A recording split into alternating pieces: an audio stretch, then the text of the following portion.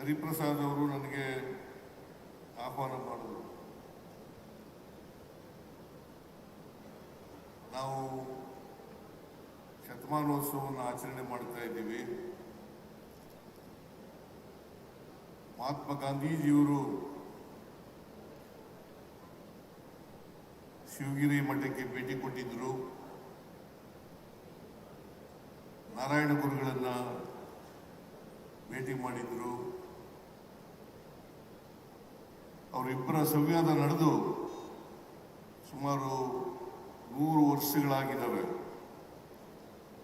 ಆ ಶತಮಾನೋತ್ಸವವನ್ನು ಆಚರಣೆ ಮಾಡ್ತಾ ಇದ್ದೀವಿ, ನೀವು ಆ ಕಾರ್ಯಕ್ರಮಕ್ಕೆ ಬರಬೇಕು ಅಂತೇಳಿ ಹೇಳಿದ್ರು. ನಾನು ತಕ್ಷಣವೇ ಒಪ್ಕೊಂಡೆ. ಯಾಕಂತಂದ್ರೆ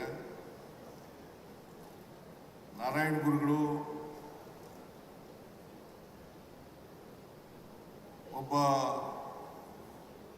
ಜಾತ್ಯತೀತ ವ್ಯಕ್ತಿ.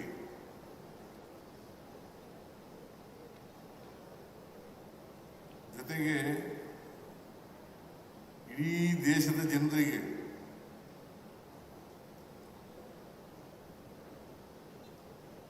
ಒಂದು ಜಾತಿ, ಒಂದು ಮತ, ಒಬ್ಬ ದೇವರು ಅಂತಕ್ಕಂಥದ್ದನ್ನ ಸಾರ್ತಾರೆ. ನಮ್ಮಲ್ಲಿ ಅನೇಕ ಜಾತಿಗಳಿದ್ದಾವೆ, ಅನೇಕ ಧರ್ಮಗಳಿದ್ದಾವೆ.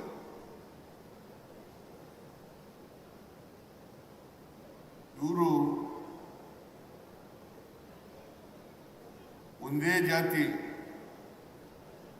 ಒಂದೇ ಧರ್ಮ, ಒಂದೇ ದೇವರು ಅಂತಕ್ಕಂಥದ್ದನ್ನ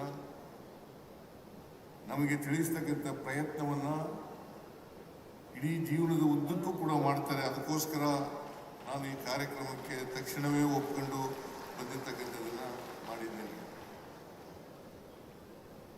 ಒಂದ್ಸಾರಿ ಸ್ವಾಮಿ ವಿವೇಕಾನಂದರು ಕೇರಳವನ್ನು ಹುಚ್ಚಿನ ಸಂತೆ ಅಂತ ಕರೀತಾರೆ. ಕಾರಣ ಯಾಕಪ್ಪ ಅಂತಂದ್ರೆ ಅಲ್ಲಿರ್ತಕ್ಕಂಥ ಜಾತಿ ವ್ಯವಸ್ಥೆ, ಅಲ್ಲಿರ್ತಕ್ಕಂಥ ಅಸ್ಪೃಶ್ಯತೆಯನ್ನು ನೋಡಿ ನೊಂದು ಬೇಸರದಿಂದ ಈ ಮಾತುಗಳನ್ನು ಆಡ್ತಾರೆ. ಕೇರಳ ಒಂದು ಹುಚ್ಚರ ಸಂತೆ ಅಂತಕ್ಕಂಥದ್ದು. ಕೇರಳ ಒಂದೇ ಅಲ್ಲ, ಇಡೀ ದೇಶದಲ್ಲಿ ನಮ್ಮ ಜಾತಿ ವ್ಯವಸ್ಥೆ ಇದೆ ಅಂತಕ್ಕಂಥದ್ದನ್ನು ಅರ್ಥ ಮಾಡ್ಕೋಬೇಕಾಗ್ತದೆ. ಅದರಿಂದ ಹುಟ್ಟಿನಿಂದ ಯಾರು ಕೂಡ ಕೀಳಲ್ಲ, ಯಾರು ಮೇಲಲ್ಲ ಅಂತಕ್ಕಂಥದ್ದನ್ನ ನಾರಾಯಣ ಗುರುಗಳು ತಿಳಿಸ್ತಕ್ಕಂಥ ಪ್ರಯತ್ನವನ್ನ ಮಾಡ್ತಾರೆ. ಆದ್ದರಿಂದ ನಾವೆಲ್ಲರೂ ಕೂಡ ಅರ್ಥ ಮಾಡ್ಕೋಬೇಕಾಗಿರ್ತಕ್ಕಂಥದ್ದು, ಗಾಂಧೀಜಿಯವರಾಗಲಿ ನಾರಾಯಣ ಗುರುಗಳಾಗಲಿ ಅವರ ಸಂವಾದ ಇದೆಯಲ್ಲ, ಆ ಸಂವಾದದಲ್ಲಿ ಅವರು ನಂಬಿದ್ದಂಥ ವಿಚಾರಗಳನ್ನು ಮಹಾತ್ಮ ಗಾಂಧೀಜಿಯವರ ಮುಂದೆ ಇಡ್ತಕ್ಕಂಥ ಪ್ರಯತ್ನವನ್ನು ಮಾಡ್ತಾರೆ. ಒಂದು ಮಾತನ್ನ ನಾವು ಅರ್ಥ ಮಾಡ್ಕೋಬೇಕಾಗ್ತದೆ.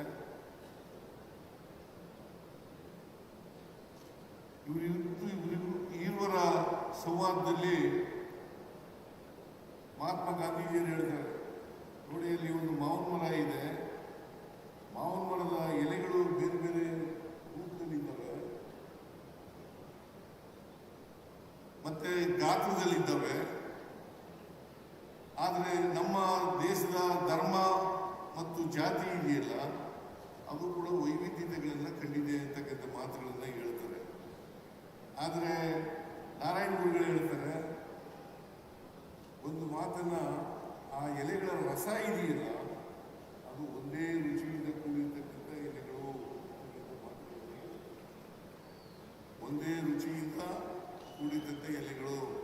ಅದರಿಂದ ಮಾವಿನ ಎಲೆಗಳು ವಿವಿಧ ರೂಪದಲ್ಲಿರ್ಬೋದು, ಆದರೆ ರಸ ಮಾತ್ರ ಒಂದೇ ಅಂತಕ್ಕಂಥ ಮಾತುಗಳನ್ನು ಹೇಳ್ತಾರೆ.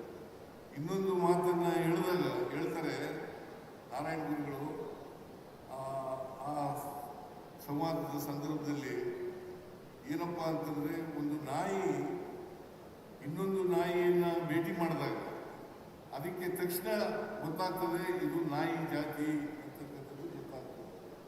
ಆದರೆ ಮನುಷ್ಯನಿಗೆ ಮನುಷ್ಯ ಎದುರಾದಾಗ ಆ ಭಾವನೆ ಬರೋದಿಲ್ಲ ಅಂತಕ್ಕಂಥ ಮಾತುಗಳನ್ನು ಹೇಳ್ತಾರೆ. ಯಾಕಂತಂದ್ರೆ ಮನುಷ್ಯ ನೀನು ಯಾವ ಜಾತಿಯವನು ಅಂತ ಕೇಳ್ತಾನೆ.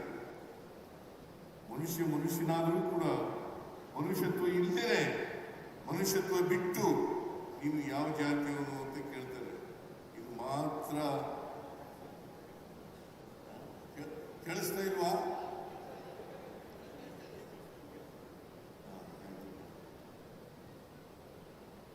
ನಾಯಿ ಮೃಗಗಳು, ಅದು ಒಂದು ಮೃಗ. ಆ ಮೃಗಗಳು ಭೇಟಿಯಾದಾಗ ನಮ್ಮ ಜಾತಿಯವರು ಅಂತ ಗುರುತಿಸ್ತವೆ. ಆದರೆ ಮನುಷ್ಯ ನಮ್ಮ ಜಾತಿಯವರು ಅಂತ ಗುರುತಿಸಲ್ಲ.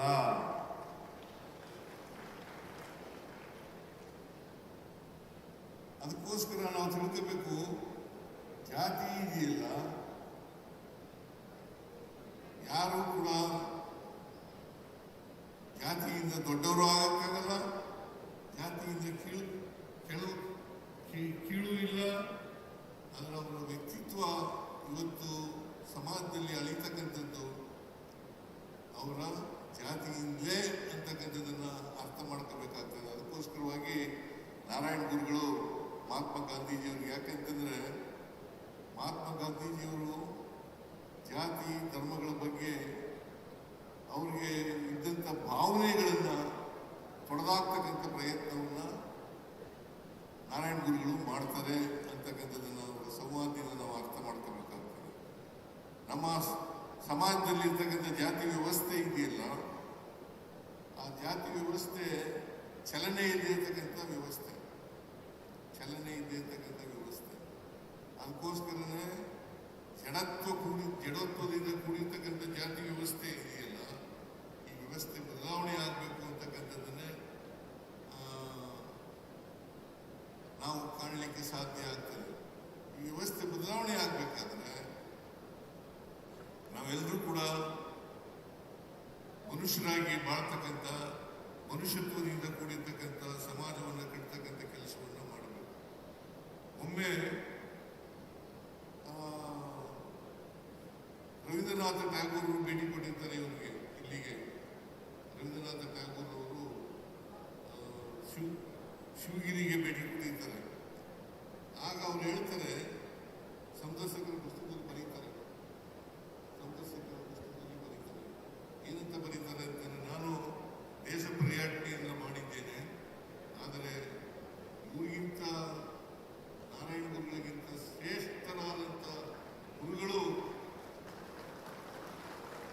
ಮಹಾತ್ಮರು ಎಲ್ಲೂ ಸಿಕ್ಕಲ್ಲ, ಅಥವಾ ಇವರಷ್ಟು ಸಾಮರ್ಥ್ಯ ಇರ್ತಕ್ಕಂಥ ಗುರುಗಳು ಕೂಡ ಇಲ್ಲ ಅಂತಕ್ಕಂಥ ಮಾತುಗಳನ್ನು ಹೇಳಲಿಕ್ಕೆ ಬಯಸ್ತಾರೆ.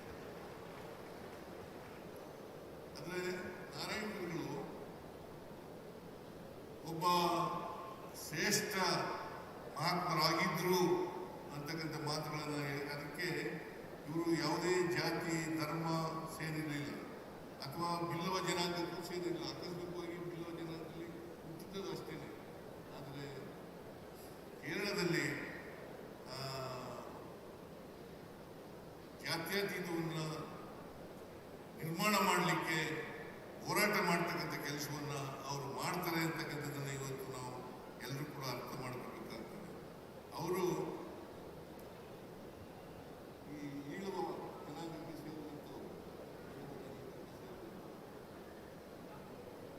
ಈಳುವ ಜನಾಂಗವನ್ನು ಕೇರಳದಲ್ಲಿ ಅಸ್ಪೃಶ್ಯರಾಗಿ ಕಾಣ್ತಾ ಇದ್ದಂಥ ಒಂದು ಕಾಲ ಇತ್ತು.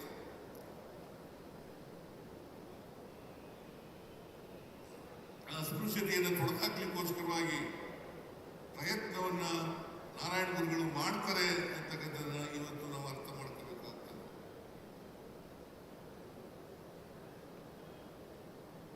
ನಾರಾಯಣ ಗುರುಗಳು ಶಿವನ ದೇವಾಲಯವನ್ನ ಕೇರಳದಲ್ಲಿ ಸ್ಥಾಪನೆ ಮಾಡ್ತಾರೆ. ಕೆಲವರು ಶಿವನ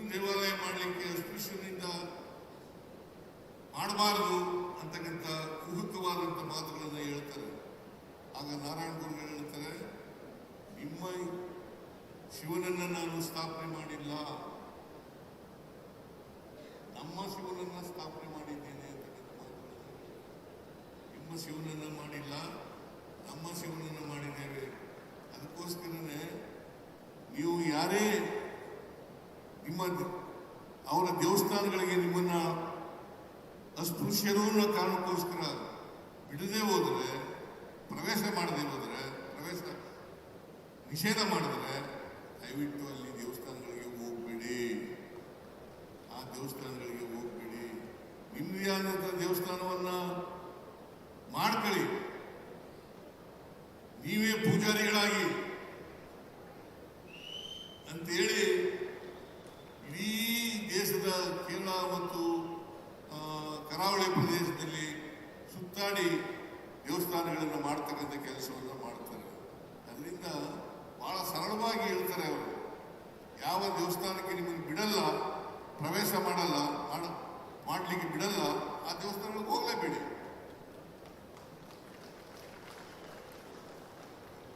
ಯಾವ ನೀವೇ ಒಂದು ದೇವಸ್ಥಾನವನ್ನು ಕಟ್ಕೊಳ್ಳಿ, ನೀವೇ ಪೂಜಾರಿಗಳಾಗಿ, ಅದು ನಿಮ್ಮ ದೇವರೇನೆ. ಸೊ ಆ ಥರ ಮಾಡ್ತಕ್ಕಂಥದ್ದು ಬಹುಶಃ ಜಗತ್ತಿನಲ್ಲಿ ಇವರು ಒಂದು ಇತಿಹಾಸವನ್ನು ನಿರ್ಮಿಸಿದ್ದಾರೆ ಅಂತಕ್ಕಂಥ ಮಾತುಗಳನ್ನು ಹೇಳಲಿಕ್ಕೆ ಬಯಸ್ತಾ ಇದ್ದಾರೆ.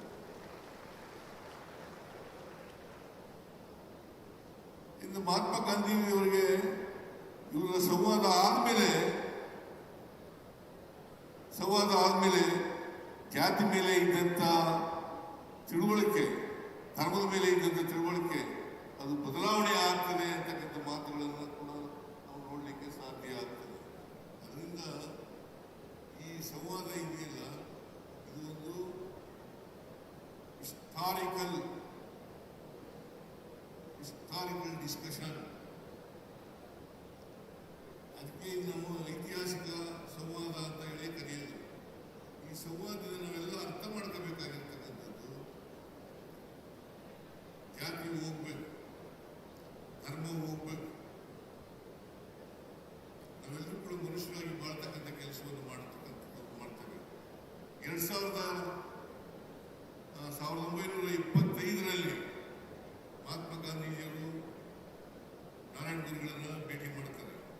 ಆಮೇಲೆ 1931ರಲ್ಲಿ ಬಾಬಾ ಸಾಹೇಬ್ ಅಂಬೇಡ್ಕರ್ ಅವರನ್ನು ಭೇಟಿ ಮಾಡ್ತಾರೆ. ಬಾಬಾ ಸಾಹೇಬ್ ಅಂಬೇಡ್ಕರ್ ಅವರನ್ನ 1931ರಲ್ಲಿ ಭೇಟಿ ಮಾಡ್ತಾರೆ. ಇವೆರಡೂ ಸಂವಾದಗಳು ಇತಿಹಾಸದ ಪುಟಗಳಲ್ಲಿ ಸೇರಿರ್ತಕ್ಕಂಥ ಐತಿಹಾಸಿಕ ಸಂವಾದಗಳು ಅಂತಕ್ಕಂಥದ್ದನ್ನು ನಾವು ಅರ್ಥ ಮಾಡ್ಕೋಬೇಕಾಗ್ತದೆ. ಅದಕ್ಕೆ ಬಾಬಾ ಸಾಹೇಬ್ ಅಂಬೇಡ್ಕರ್ ಅವರು ಸಂವಿಧಾನದಲ್ಲಿ ಧರ್ಮ ಸಹಿಷ್ಣುತೆ ಅಂತಕ್ಕಂಥ ಮಾತುಗಳನ್ನು ಹೇಳ್ತಾರೆ. ಸಹಬಾಳ್ವೆ, ಧರ್ಮ ಸಹಿಷ್ಣುತೆ, ಇದು ಪ್ರತಿಯೊಬ್ಬರಲ್ಲೂ ಕೂಡ ಇದು ಬೆಳೀಬೇಕು. ಈ ಭಾವನೆ ಬಂದಾಗ ಮಾತ್ರ ನಾವು ಸಮಾಜವನ್ನು ನಿರ್ಮಾಣ ಮಾಡಲಿಕ್ಕೆ ಸಾಧ್ಯ ಆಗ್ತದೆ. ಅದಕ್ಕೋಸ್ಕರನೇ ಈ ಸಾಮಾಜಿಕ ಅಸಮಾನತೆ ಇದೆಯಲ್ಲ, ಈ ಸಾಮಾಜಿಕ ಅಸಮಾನತೆಯನ್ನು ತೆಗಿಬೇಕು ಅನ್ನೋ ಕಾರಣಕ್ಕೋಸ್ಕರ ನಮ್ಮ ಸರ್ಕಾರ ಅನೇಕ ಕಾರ್ಯಕ್ರಮಗಳನ್ನು ಜಾರಿ ಮಾಡಿದೆ. ಗ್ಯಾರಂಟಿ ಯೋಜನೆಗಳನ್ನು ಕೂಡ ತಂದಿರತಕ್ಕಂಥದ್ದು ಇದಕ್ಕೋಸ್ಕರನೇ ಅಂತಕ್ಕಂಥ ಮಾತುಗಳನ್ನು ಹೇಳಲಿಕ್ಕೆ ಬೇಕು. ಶಕ್ತಿ ಯೋಜನೆ, ಗೃಹಲಕ್ಷ್ಮಿ ಕಾರ್ಯಕ್ರಮ ಇವೆರಡೂ ಕೂಡ ಮಹಿಳೆಯರಿಗೆ ಸಬಲತೆಯನ್ನು ತಂದುಕೊಡ್ತಕ್ಕಂಥ, ಸಬಲೀಕರಣ ಮಾಡ್ತಕ್ಕಂಥ ಕೆಲಸವನ್ನು ಮಾಡ್ತವೆ. ಹಾಗಾಗಿ ಮಹಿಳೆಯರು ಕೂಡ ಮುಖ್ಯವಾಹಿನಿಗೆ ಬರಬೇಕು. ಅವರು ಕೂಡ ಸ್ವತಂತ್ರರಾಗಬೇಕು. ಅವರು ಕೂಡ ಎಲ್ಲ ಸಂಕೋಲೆಗಳಿಂದ ಬಿಡುಗಡೆ ಆಗಬೇಕು ಅಂತಕ್ಕಂಥ ಕಾರಣಗಳಿಗೋಸ್ಕರ ಸಮಾನತೆಯ ತತ್ವದ ಅಡಿನಲ್ಲಿ ಅವರಿಗೆ ನಾವು ಈ ಕಾರ್ಯಕ್ರಮಗಳನ್ನು ರೂಪಿಸಿದ್ದೇವೆ. ಈ ಸಮಾಜದಲ್ಲಿ ಅಸಮಾನತೆ ಹೋಗದೆ ನಾವು ಸ್ವಾತಂತ್ರ್ಯ ಯಶಸ್ಸನ್ನು ಕಾಣಲಿಕ್ಕೆ ಅಸಾಧ್ಯ ಆಗ್ತದೆ. ಅದಕ್ಕೋಸ್ಕರ ಬಾಬಾ ಸಾಹೇಬ್ ಅಂಬೇಡ್ಕರ್ ಅವರು ಒಂದು ಮಾತನ್ನ ಹೇಳ್ತಾರೆ. ಅದೇನಪ್ಪಾ ಅಂತಂದ್ರೆ, ಸ್ವಾತಂತ್ರ್ಯ ಯಶಸ್ವಿ ಆಗ್ಬೇಕಾದ್ರೆ ಎಲ್ಲರಿಗೂ ಕೂಡ ಸಾಮಾಜಿಕ ಆರ್ಥಿಕ ನ್ಯಾಯ ಸಿಕ್ಕಿದಾಗ ಮಾತ್ರ ಸಾಧ್ಯ ಆಗ್ತದೆ. ಎಲ್ಲರೂ ಆರ್ಥಿಕವಾಗಿ ಸಬಲರಾಗಬೇಕು, ಎಲ್ಲರೂ ಸಾಮಾಜಿಕವಾಗಿ ಸಬಲರಾಗಬೇಕು, ಆಗ ಮಾತ್ರ ಸಾಧ್ಯ ಆಗ್ತದೆ. ಅದಕ್ಕೆ ನಾರಾಯಣ ಗುರುಗಳು ಕಂಡುಕೊಂಡಿದ್ದಂಥ ದಾರಿ ಏನಪ್ಪಾ ಅಂತಂದ್ರೆ, ಶಿಕ್ಷಣದಿಂದ ಮಾತ್ರ ಮೋಕ್ಷ, ಶಿಕ್ಷಣದಿಂದ ಮಾತ್ರ ವಿಮೋಚನೆ ಆಗಲಿಕ್ಕೆ ಸಾಧ್ಯ ಆಗ್ತದೆ. ಶಿಕ್ಷಣದಿಂದ ಮಾತ್ರ ವಿಮೋಚನೆ ಆಗಲಿಕ್ಕೆ ಸಾಧ್ಯ ಆಗ್ತದೆ. ಅದಕ್ಕೋಸ್ಕರ ಎಲ್ಲರೂ ಶಿಕ್ಷಣ ಪಡ್ಬೇಕು. ಶಿಕ್ಷಣ ದೊರಕಿದ್ರೆ ಸ್ವಾಭಿಮಾನಿಗಳಾಗಲಿಕ್ಕೆ ಸಾಧ್ಯ ಆಗ್ತದೆ. ಈ ಸ್ವಾಭಿಮಾನ ಬಂದಾಗಲೇ ನಾವು ಮನುಷ್ಯತ್ವವನ್ನು ಬೆಳೆಸಿಕೊಳ್ಳಲಿಕ್ಕೆ ಸಾಧ್ಯ ಆಗ್ತದೆ. ಸ್ವಾಭಿಮಾನ ಬಹಳ ಮುಖ್ಯ. ಅದಕ್ಕೋಸ್ಕರ ನಮ್ಮಲ್ಲಿ ಇಷ್ಟು ವರ್ಷ ಸ್ವಾತಂತ್ರ್ಯ ಬಂದು 79 ವರ್ಷಗಳಾಯಿತು, ಸಂವಿಧಾನ ಬಂದು 75 ವರ್ಷ ಆಯಿತು. ಇಷ್ಟು ವರ್ಷಗಳಾದರೂ ಕೂಡ ಇನ್ನೂ ಕೂಡ ನಮ್ಮಲ್ಲಿ ಗುಲಾಮಗಿರಿ ಮನಸ್ಥಿತಿಯಿಂದ ನಾವು ದೂರ ಆಗಿಲ್ಲ ಅಂತಕ್ಕಂಥದ್ದನ್ನು ಅರ್ಥ ಮಾಡ್ಕೋಬೇಕು. ಈಗ ಉದಾಹರಣೆಗೆ ಒಬ್ಬ ಮೇಲ್ಜಾತಿಯವನು, ಅವನು ಬಡವ ಆದರೂ ಕೂಡ ಅವನನ್ನು ಸ್ವಾಮಿ ಬುದ್ಧಿ ಅಂತ ಕರೀತೀವಿ. ಅದೇ ಒಬ್ಬ ದಲಿತ ಜಾತಿಯವನು ಶ್ರೀಮಂತನಾಗಿದ್ರು ಕೂಡ, ವಿದ್ಯಾವಂತನಾಗಿದ್ರು ಕೂಡ ಅವನನ್ನು ಸಿಂಗುಲರ್ನಲ್ಲಿ ಏಕವಚನದಲ್ಲಿ ಮಾತಾಡಿಸ್ತೀವಿ. ಇದೇ ಗುಲಾಮಗಿರಿಯ ಸಂಕೇತ. ಈ ಗುಲಾಮಗಿರಿಯ ಸಂಕೇತವನ್ನು ಎಲ್ಲಿವರೆಗೆ ನಾವು ಕಿತ್ತೆಸೆಯಕ್ಕೆ ಹೋಗಲ್ಲ, ಅಲ್ಲಿವರೆಗೆ ಸ್ವಾಭಿಮಾನ ಬರಲಿಕ್ಕೆ ಸಾಧ್ಯ ಇಲ್ಲ. ಇದನ್ನ ನಾರಾಯಣ ಗುರುಗಳು ಶಿಕ್ಷಣದ ಮಹತ್ವವನ್ನು ಸಾರಿ ಸಾರಿ ಹೇಳ್ತಕ್ಕಂಥ ಕೆಲಸವನ್ನು ಮಾಡ್ತಾರೆ. ಅದಕ್ಕೋಸ್ಕರ ನಾವು ಶಿಕ್ಷಿತರಾಗಬೇಕು, ಸ್ವಾಭಿಮಾನಿಗಳಾಗಬೇಕು. ಸಂವಿಧಾನದಲ್ಲಿ ಹೇಳಿರ್ತಕ್ಕಂಥ ದೇಶಗಳಿಂದವಲ್ಲ, ಸ್ವಾತಂತ್ರ್ಯ, ಸಮಾನತೆ, ಭ್ರಾತೃತ್ವ ಇವುಗಳನ್ನು ಬೆಳೆಸಿಕೊಳ್ತಕ್ಕಂಥ ಪ್ರಯತ್ನವನ್ನು ಮಾಡಬೇಕು. ಇದನ್ನೇ ಮಹಾತ್ಮ ಗಾಂಧೀಜಿಯವರು ಅವರ ಸ್ವಾತಂತ್ರ್ಯ ಹೋರಾಟದಲ್ಲಿ ಈ ವಿಚಾರಗಳನ್ನು ಇಟ್ಟುಕೊಂಡು ಜನರ ಮುಂದೆ ಸ್ವಾತಂತ್ರ್ಯವನ್ನು ಗಳಿಸ್ತಕ್ಕಂಥ ಕೆಲಸವನ್ನು ಮಾಡ್ತಾರೆ. ಇವತ್ತು ನಾರಾಯಣ ಗುರುಗಳು ITI ಕೂಡ ಪ್ರಾರಂಭ ಮಾಡ್ತಾರೆ. ಅಲ್ಲಿ ಆಧ್ಯಾತ್ಮಿಕ ಜೊತೆ ಅಷ್ಟೇ ಇದಾಗಿರಲಿಲ್ಲ, ITI ಕೂಡ ಸ್ಥಾಪನೆ ಮಾಡ್ತಾರೆ. ITI ಯಾಕೆ ಮಾಡ್ತಾರೆ ಅಂತಂದ್ರೆ, ಅಸ್ಪೃಶ್ಯರು, ಜಾತಿನಲ್ಲಿ ಕೆಳ ಜಾತಿಯವರು ಅವರು ಕೂಡ ಆರ್ಥಿಕವಾಗಿ ಪ್ರಬಲರಾಗಬೇಕು, ಸಬಲರಾಗಬೇಕು. ಅವರು ಆದಾಗ ಮಾತ್ರ ಸಾಧ್ಯ ಆಗ್ತದೆ. ಅದಕ್ಕೋಸ್ಕರ ನೀವು ಕೈಗಾರಿಕೆಗಳನ್ನು ಸ್ಥಾಪಿಸಿ ಅಂತೇಳಿ ಎಲ್ಲ ಅಸ್ಪೃಶ್ಯ ಜನಾಂಗದವರಿಗೆ, ದಲಿತರಿಗೆ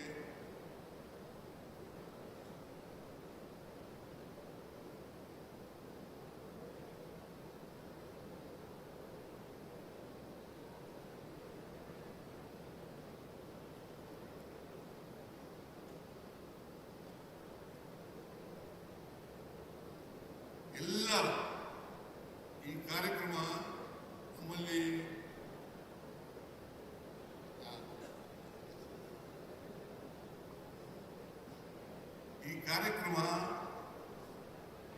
ಯಶಸ್ವಿ ಆಗಲಿ. ಈ ಕಾರ್ಯಕ್ರಮವನ್ನು ನಾವು ಎಲ್ಲ ಜಿಲ್ಲೆಗಳಲ್ಲೂ ಕೂಡ ಈ ಥರದ ನಾರಾಯಣ ಗುರು ಇವತ್ತು ನಾರಾಯಣ ಗುರು ಜನ್ಮದಿನವನ್ನು ಆಚರಣೆ ಮಾಡಲಿಕ್ಕೆ ತೀರ್ಮಾನ ಮಾಡಿದ್ದು ನಮ್ಮ ಸರ್ಕಾರ 2016.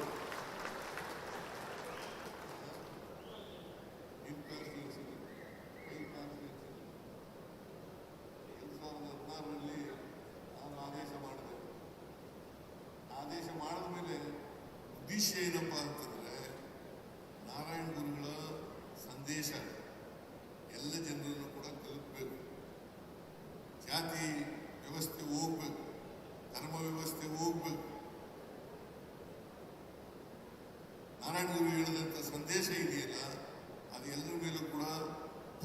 ಆಗಲಿ ಅಂತಕ್ಕಂಥ ಕಾರಣಕ್ಕೋಸ್ಕರ ಎಲ್ಲ ಜಿಲ್ಲೆಗಳಲ್ಲಿ, ಎಲ್ಲ ತಾಲೂಕುಗಳಲ್ಲಿ ನಾರಾಯಣ ಗುರುಗಳ ಜಯಂತಿಯನ್ನು ಆಚರಣೆ ಮಾಡತಕ್ಕಂಥ ಕೆಲಸವನ್ನು ನಮ್ಮ ಸರ್ಕಾರ ಮಾಡ್ತದೆ ಅಂತಕ್ಕಂಥ ಮಾತುಗಳನ್ನು ಹೇಳಲಿಕ್ಕೆ ಬಯಸ್ತೇನೆ.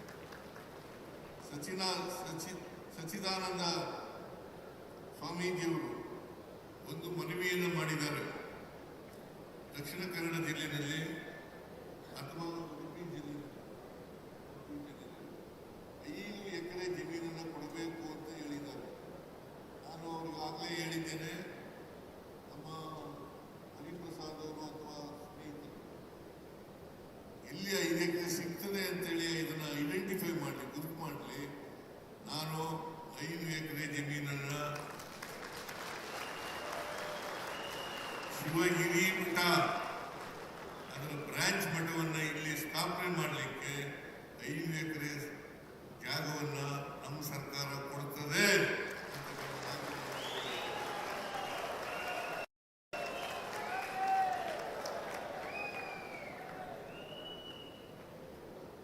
ಈ ಸಂವಾದ, ಈ ಕಾರ್ಯಕ್ರಮ ಎಲ್ಲ ಜನರಿಗೆ ಸಂವಿಧಾನದಲ್ಲಿ ಈಗಾಗಲೇ ಹೇಳಿದ್ದೀವಿ, ಸಹಿಷ್ಣುತೆ ಸಹಬಾಳ್ವೆ, ಸಹಿಷ್ಣುತೆ ಸಹಬಾಳ್ವೆ ಎಲ್ಲರಲ್ಲಿ ಬೆಳೀಲಿ ಅಂತಕ್ಕಂಥ ಮಾತುಗಳನ್ನು ಹೇಳ್ತಾ, ಯಾವುದೇ ಧರ್ಮ ಪ್ರೀತಿ ಮಾಡೋದು ಹೇಳ್ತದೆ ಹೊರತು, ಪರಸ್ಪರ ಪ್ರೀತಿ ಮಾಡ್ತದೆ ಹೇಳ್ತದೆ ಹೊರತು ದ್ವೇಷ ಮಾಡೋದನ್ನ ಹೇಳೋದಿಲ್ಲ. ಧರ್ಮದ ಹೆಸರಿನಲ್ಲಿ, ಜಾತಿ ಹೆಸರಿನಲ್ಲಿ ಇವತ್ತು ಜನರನ್ನು ಹೊಡಿತಕ್ಕಂಥ ಕೆಲಸವನ್ನ ಆಗಬಾರದು. ಧರ್ಮದ ಹೆಸರಿನಲ್ಲಿ, ಜಾತಿ ಹೆಸರಿನಲ್ಲಿ ಈಗ ನಾವು ಎಷ್ಟು ಮಟ್ಟಿಗೆ ಸ್ವಾರ್ಥಿಗಳು ಅಂತ ಹೇಳಿದ್ರೆ, ನನಗೆ ಕಾಯಿಲೆ ಬರ್ತಿದೆ, ಆಪರೇಷನ್ ಮಾಡಿಸ್ಕೋಬೇಕು, ಆಪರೇಷನ್ ಮಾಡಿಸ್ಕೊಳ್ಳುವಾಗ ನನ್ನ ಜಾತಿಗೆ 3 ಜಾತಿಯವರನ್ನೇ ರಕ್ತ ಬೇಕು ಅಂತ ಕೇಳ್ತೀನ. ಆಗ ದಲಿತರದ್ದು ರಕ್ತ ಇರಲಿ, ಮುಸಲ್ಮಾನರ ರಕ್ತ ಇರಲಿ, ಕ್ರಿಶ್ಚಿಯನ್ ರಕ್ತ ಇರಲಿ, ಹಿಂದೂಗಳ ರಕ್ತ ಇರಲಿ, ಮರಾಠ ರಕ್ತ ಇರಲಿ, ಯಾವುದೇ ರಕ್ತ ಆದರೂ ಕೂಡ ಶರೀರಕ್ಕೆ ತಗೋತೀನಿ. ವಾಸಿ ಆದ್ಮೇಲೆ ಈ ಯಾವ ಜಾತಿಯವರು, ನಾನು ಯಾವ ಜಾತಿಯವರು, ನೀ ಯಾವ ಧರ್ಮದವರು, ನಾನು ಯಾವ ಧರ್ಮದವರು ಅಂತಕ್ಕಂಥದ್ದು ಇದೆಯಲ್ಲ, ಇದು ಸ್ವಾರ್ಥ. ಇದನ್ನ ಬಿಡಬೇಕು. ದಕ್ಷಿಣ ಕನ್ನಡ ಜಿಲ್ಲೆಯಲ್ಲಿ ಎಲ್ಲರೂ ಕೂಡ ಮಾನವರಾಗಿ ಬದುಕತಕ್ಕಂಥ ಭಾವನೆ ಬರಲಿ ಅಂತಕ್ಕಂಥ ಆಶಯವನ್ನು ವ್ಯಕ್ತ ಮಾಡಿ, ಇದು ಉಲ್ಲಾಳದಲ್ಲಿ ದಕ್ಷಿಣ ಕನ್ನಡ ಜಿಲ್ಲೆಯಲ್ಲಿ ಈ ಸಂವಾದದ ಶತಮಾನೋತ್ಸವ ಕಾರ್ಯಕ್ರಮ ನಡೆದಿರ್ತಕ್ಕಂಥದ್ದು ಸರಿಯಾಗಿದೆ ಅಂತಕ್ಕಂಥ ಭಾವನೆಯನ್ನು ವ್ಯಕ್ತ ಮಾಡ್ತಕ್ಕಂಥ. ಯಾಕಂತಂದ್ರೆ ವಿವಿಧ ಧರ್ಮಗಳಿದ್ದಾವೆ, ವಿವಿಧ ಜಾತಿಗಳಿದ್ದಾವೆ. ನಾವೆಲ್ಲರೂ ಕೂಡ ವಿವಿಧತೆಯಲ್ಲಿ ಏಕತೆ.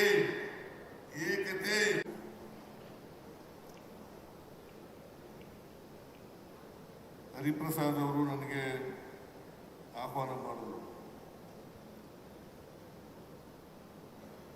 ನಾವು ಶತಮಾನೋತ್ಸವವನ್ನು ಆಚರಣೆ ಮಾಡ್ತಾ ಇದ್ದೀವಿ. ಮಹಾತ್ಮ ಗಾಂಧೀಜಿಯವರು ಶಿವಗಿರಿ ಮಠಕ್ಕೆ ಭೇಟಿ ಕೊಟ್ಟಿದ್ದರು. ನಾರಾಯಣ ಗುರುಗಳನ್ನ ಭೇಟಿ ಮಾಡಿದ್ರು.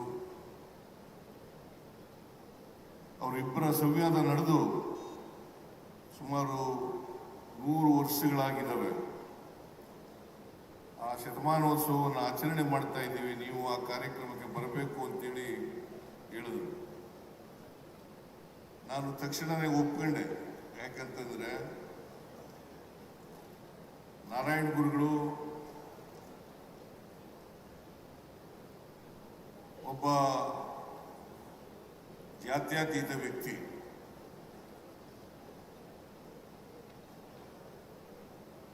ಜೊತೆಗೆ ಇಡೀ ದೇಶದ ಜನರಿಗೆ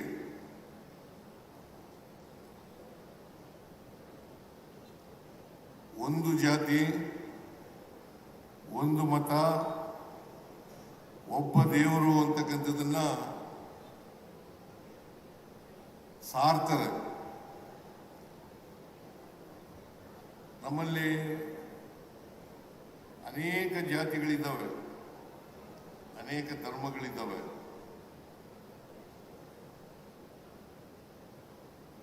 ಇವರು ಒಂದೇ ಜಾತಿ, ಒಂದೇ ಧರ್ಮ, ಒಂದೇ ದೇವರು ಅಂತಕ್ಕಂಥದ್ದನ್ನ ನಮಗೆ ತಿಳಿಸ್ತಕ್ಕಂಥ ಪ್ರಯತ್ನವನ್ನ ಇಡೀ ಜೀವನದ ಉದ್ದಕ್ಕೂ ಕೂಡ ಮಾಡ್ತಾರೆ. ಅದಕ್ಕೋಸ್ಕರ ನಾನು ಈ ಕಾರ್ಯಕ್ರಮಕ್ಕೆ ತಕ್ಷಣವೇ ಒಪ್ಕೊಂಡು ಬಂದಿರ್ತಕ್ಕಂಥದ್ದನ್ನ ಮಾಡಿದ್ದೇನೆ.